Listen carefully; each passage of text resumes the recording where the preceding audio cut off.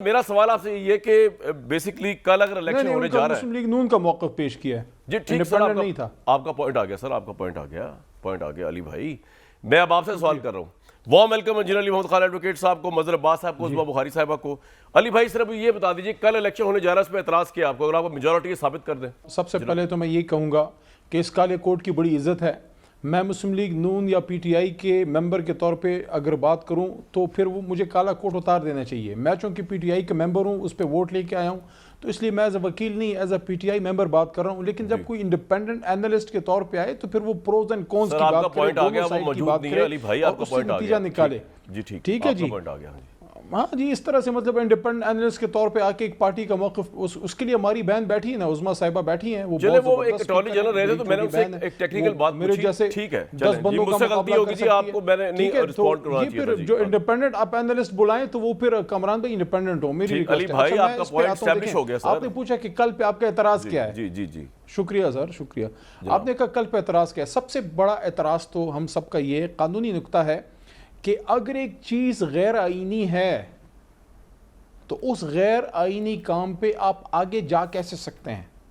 या हमजा शहबाज शरीफ साहब का इलेक्शन आईनी था या गैर आईनी था। अगर वो गैर आईनी था और जो कि साबित आज हो गया, इसलिए मैंने आज ट्वीट की कि हक की जीत, के साबित हो गया कि गैर आईनी था, इसलिए हमजा साहब को आज घर जाना पड़ा। अब उस पर हमारा नुक्ता ये है कि फिर आप हमें स्टेटस को की तरफ जाना पड़ेगा। और स्टेटस को क्या है कि जब हमजा शहबाज शरीफ साहब वज़ीर आला नहीं बने थे तो तब वज़ीर आला कौन थे, हमें उस तरफ जाना है। हाँ, ये भी मुझे पता है कि this is a legal doctrine कि अगर कोई नॉन लीगल या अनकॉन्स्टिट्यूशनल तरीके से भी आता है लेकिन उसने फैसला साजी ऐसी कर दी है कि उस फैसले का फिर मुल्क पे असर पड़ सकता है, तो आप उसको लीगल कवर देते हैं। लेकिन वो उन फैसलों को होता है जो इंतज़ामी उमूर में लिए गए, क्योंकि उसको आप रिवर्स नहीं कर सकते, वो एक अलग एक टॉपिक है लॉ का। लेकिन जो आपकी इंतखाब हुआ है वो गैर आईनी था, तो आज हमजा साहब आज वज़ीर आला कैसे हैं, क्योंकि उनका तो इंतखाब ही गैर आईनी था। पहला नुक्ता। दूसरा ये है कि इतनी फौरी तौर पे आप इसलिए नहीं कर सकते कि इस वक्त हमारे और इनके भी बहुत से मेंबरान असम्बली कुछ हज पे हैं, कुछ बाहर हैं, कुछ बीमार होंगे। आप किस तरह किसी को अपने हक़ राहदही से, अपने हक़ इंतखाब से आप उसको महरूम कर सकते हैं। आपने सबको पूरा चांस देना होगा। तीसरा नुक्ता यह है मेरे भाई कामरान शाहिद साहब कि क्या हमें अपने हर चीज़ के लिए अदालतों के पास जाना पड़ेगा। ये जो 5 मेंबरान असम्बली जो रिजर्व सीट के थे, ये कब से हम चीख रहे थे कि ये हमारा राइट है, चाहे खुदा न खास्ता 20 के 20 भी पीडीएम जीते, लेकिन इंशाल्लाह हम ज़्यादा उधर जीतेंगे, लेकिन तब भी ये 5 हमारा राइट था। तो वो इलेक्शन कमीशन ने नहीं किया। हमें लाहौर हाई कोर्ट से रिलीफ मिला और इलेक्शन कमीशन ने अभी तक नोटिफाई नहीं किया।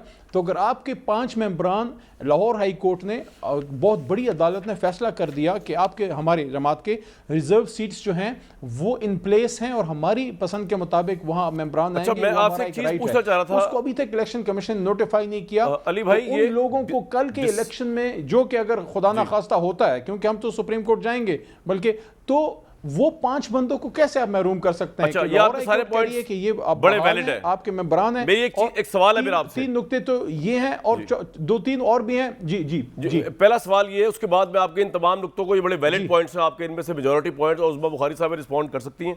लेकिन मेरा आपसे सवाल ये है कि क्या ये जो डिसीजन आया है, इसमें कहीं, मैं इसको डिटेल नहीं पढ़ सका, लेकिन आप शायद आपने पढ़ी हो, कहीं ये लिखा हुआ है कि ये जो इंतखाब था ये गैर आईनी था, या इस बुनियाद पर से कालादम करार दिया है कि क्योंकि वो डी नोटिफाई हो गए हैं वो लोग, तो इसलिए अब दोबारा रीपोल, जो कि 134 क्लॉज है कि अगर आपका हाउस जो है वो पूरा ना हो और 186 का ना हो, तो फिर आपको जो सिंगल मेजॉरिटी जिसके पास होगी वो, तो वो उसके बाद फैसला होगा। कहीं लिखा हुआ है गैर आईनी है ये, कि मैं इसको नहीं पढ़ सका, शायद आपने पढ़ा हो। गैर आईनी कहा गया या सिर्फ ये कहा गया क्योंकि हाउस जो है अब नया इलेक्टोरल कॉलेज बन गया है, तो उसके हिसाब से नया पोल होगा, सेकेंड पोल राउंड।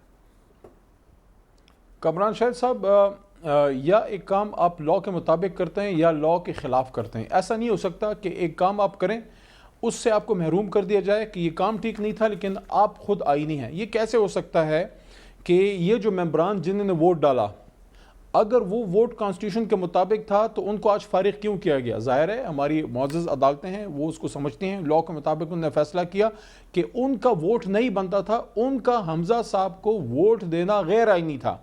क्योंकि अगर वो आईनी होता तो आज वो अपनी जगह पे होते, आज ना असेंबली से फारिग होते, ना आज उधर बल्दियाती इलेक्शन ज़मीनी इलेक्शन हो रहे होते, और ना आज जो है वहां हमारी 5 रिजर्व सीट्स बहाल होती हैं। इसका मतलब है वोट ऑफ नो कि कॉन्फिडेंस जिन में लोगों वोट ने कास्ट करना तो पार्टी आईन में लिखा पॉलिसी हुआ है, के उसकी खिलाफ सजा जरूर सुने है, कि लेकिन जिन है तो लोगों आईन ने ही। वोट कामरान साहब जी, जी, जिन लोगों ने पार्टी पॉलिसी के खिलाफ हमजा साहब को वोट किया, पीटीआई के लोग जो लोटे बने, हर आम में ये यूज होता है, तो लोटों के वोट को गैर आईनी करार देके उनसे वो मैंडेट छीन लिया गया जो हमजा साहब को एक जाली मैंडेट मिला था। तो जब वो मैंडेट उनसे जाता रहा, वो उनसे छीन लिया गया। उनके ठीक है सर, ये आपके पॉइंट्स आ गए। अमल का अब मैं वन बाय वन पूछ लूं, तो उसके बाद वो किस तरह आप उनको कंटिन्यू कर सकते हैं? हम इस नुक्ते पे सुप्रीम कोर्ट जा रहे हैं। बिल्कुल ठीक। आई एम वेरी प्रिविलेज कि आज दो लॉयर्स मौजूद हैं। अली मोहम्मद खान साहब जो हैं वो भी बड़े चोटी के लॉयर हैं, उज़्मा बुखारी साहब भी बहुत बड़ी लॉयर हैं। वो बड़े वकील हैं जी नहीं, उज़्मा साहब भी लॉयर है।